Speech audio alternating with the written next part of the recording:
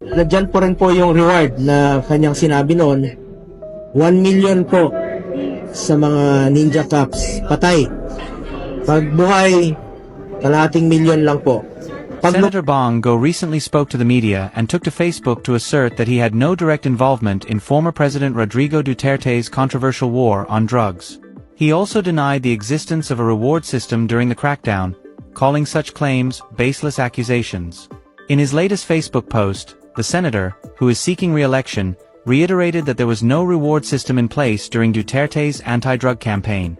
Go highlighted the campaign's impact, boasting that it led to a more peaceful society and a significant drop in crime rates across the country. However, a video from late 2019 has resurfaced, casting doubt on Go's statements.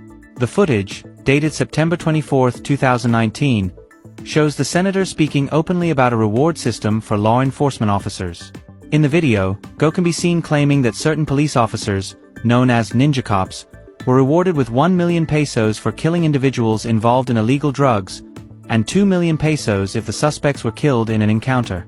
The contradiction between Go's recent denials and his past statements has sparked online backlash, as critics point out that the internet never forgets.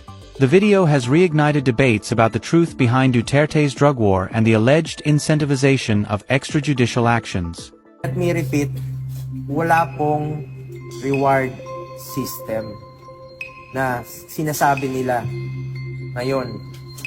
Masyado pong baseless accusation po ito. Ang taong bayan na po ang humusga kung nakinabang ba ang Pilipino sa ginawa niyang strong stance against illegal drugs nung panahon niya bilang Pangulo. Yan ang isa sa kanyang pinangako. 2016, yan ang kanyang pinangako sa Pilipino. Gusto ko lang pong sabihin sa ating mga kababayan.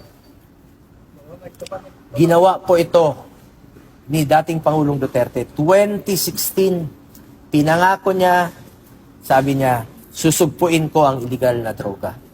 At ang nakikinabang po dito, ang mga anak natin, mga kamag-anak natin, na hindi po nasasaktan, hindi nababastos umuwi sa kanilang mga tahanan. Dahil nung panahon ni dating Pangulong Duterte, ang durugista po ang takot. At ayaw nating mangyari na ang durugista ang maghasik ng lagim at matatakot na pong umuwi ang ating mga kamag-anak sa ating mga pamamahay. Alam mo, ang ayaw ko pong mangyari na ang taong bayan po ang takot maglakad sa gabi.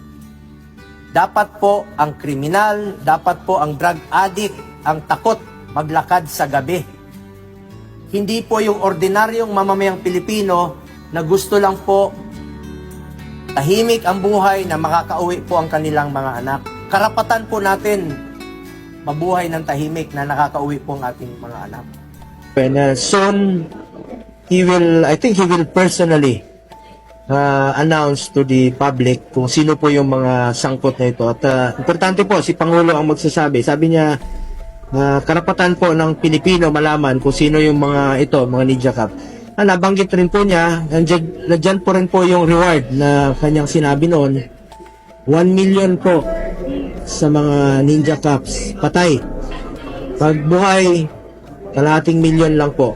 Pag lumaban, 2 million. May general ba? Rango na kasama. Yes, may general ba? Ang nabanggit po ay mga nakaraan eh. Mga nakaraang, hindi ko na po, mahirap pangalanan, pero